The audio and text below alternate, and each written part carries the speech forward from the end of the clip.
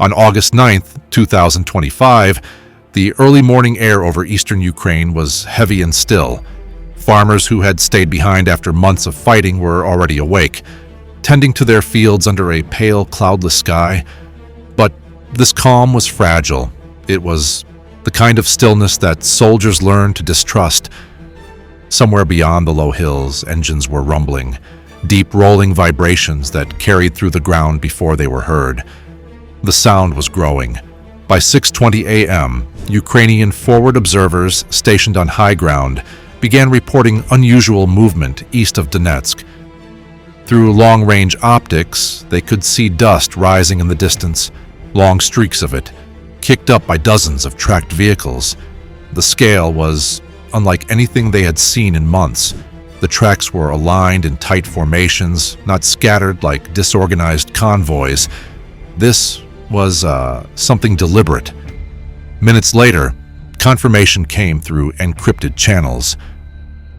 North Korean armored forces, freshly deployed from a Russian-controlled staging area, were moving west in force. It was the first visual proof that Pyongyang had sent a major mechanized element into the war. Ukrainian officers immediately recognized the implications.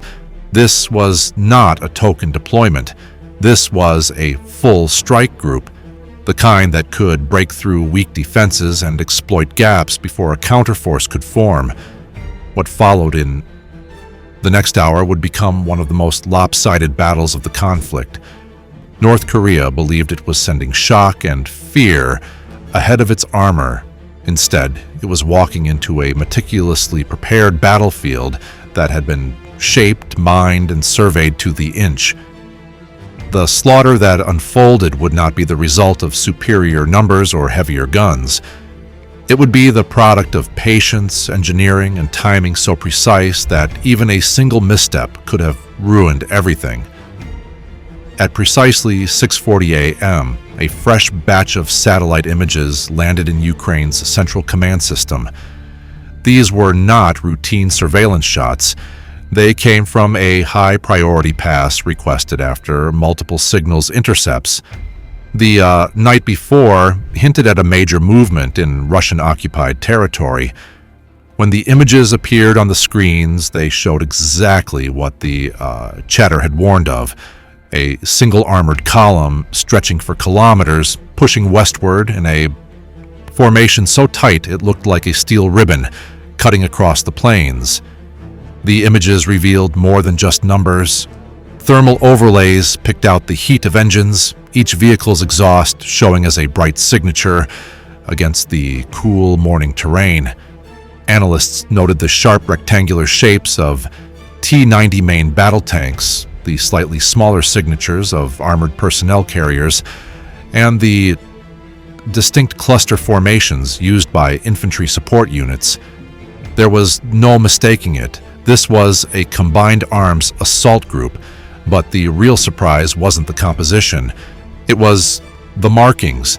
Painted on the hulls were unfamiliar insignia, angular, blocky characters not used by Russian units. The analysts didn't need long to confirm what forward observers had already reported. These vehicles were North Korean. Pyongyang had not only joined the war, it had sent its most modern armor into the field, thousands of kilometers from home. The decision to deploy them here wasn't just military, it was political theater, a show of loyalty to Moscow and a warning to NATO that another unpredictable regime was now willing to commit hard power on the European soil. The lead wave of the column carried its own brand of intimidation. 80 suicide drones, low-slung and compact, flew ahead of the armor like a swarm of steel insects. Each was packed with a warhead capable of tearing open bunkers or reducing an armored vehicle to twisted wreckage. They were not here to scout, they were here to clear the path. Behind them came 60 T-90s, 40 armored personnel carriers, and an estimated 800 infantry, many of them trained for rapid assault and urban fighting. In raw value, analysts estimated the strike group represented nearly $370 million worth of equipment and manpower. an extraordinary commitment for a country under sanctions and struggling with its own food and fuel shortages. But for North Korea, this was about more than cost. The plan was simple: strike fast, punch through, and shatter Ukrainian defenses before they could react. Pyongyang and Moscow believed Ukraine was stretched thin and would be forced to retreat in the face of overwhelming shock. What they did not know was that the ground they were approaching had been prepared for this moment for weeks. Under the leadership of General Mykola Mykolaichenko, Ukraine's 93rd Mechanized Brigade had been working under cover of darkness, night after night, reshaping 3 square miles of farmland into something that looked ordinary but was anything but. Fields that once grew wheat and sunflowers were now laced with mines. Village roads had been mapped and measured. Irrigation ditches disguised as safe passageways had been altered to hide pressure triggers, and every approach route into the area had been studied for how it would channel enemy armor. The kill zone was not just a patch of land, it was an engineered trap, designed so that any large armored column moving through it would be forced into a pattern that left them fatally exposed. From above, everything still looked peaceful. From below, the earth was armed. The Ukrainians had built a battlefield that would allow them to destroy an enemy far larger than themselves if they could time the trap perfectly. At 7:03 a.m., the lead North Korean tank crossed an unmarked line in the dirt, the outer edge of Ukraine's invisible trap. The vehicle, a T-90 with its commander half exposed in the cupola, scanning ahead with binoculars, rumbled forward with the kind of confidence that comes from not knowing you're already dead. 3 seconds later, the ground beneath its right track lifted in a dull, concussive roar. The blast ripped upward, throwing the 65-ton tank sideways before gravity pulled it back down with a shattering thud. The shockwave blew open hatches and tore at the seams of its armor. Inside, the crew never had a chance.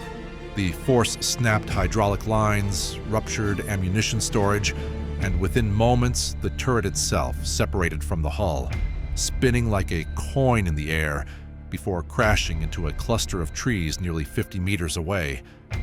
The convoy slowed but did not stop. For seconds, confusion reigned over their comms. Then, a second explosion tore through a vehicle farther back in the column. This one, a BMP-3 infantry fighting vehicle carrying a squad of soldiers. The blast ignited fuel stores instantly, engulfing the compartment in flames so fast that one soldier barely managed to crawl halfway out before collapsing. By now, North Korean gunners were swiveling their turrets, scanning the surrounding terrain for an enemy they could see, but the real threat was beneath their tracks. The mines had been laid with precision, alternating between pressure-activated plates, infrared tripwires, and seismic sensors calibrated to trigger only under the weight of heavy armor. The result was chaos without a single visible Ukrainian soldier firing a shot. In the space of 4 minutes, 17 armored vehicles had been destroyed or disabled. Some were immobilized with blown tracks, their crews scrambling out under fire from secondary explosions. Others were burning so hot that ammunition stored inside began cooking off, sending shrapnel in random deadly arcs across the field. The minefield had done its work. In just 4 minutes, 17 armored vehicles were gone, and the North Korean advance was already breaking apart. But this was only the opening move. Ukraine hadn't even revealed its full strength, and when it did, the battlefield would change forever.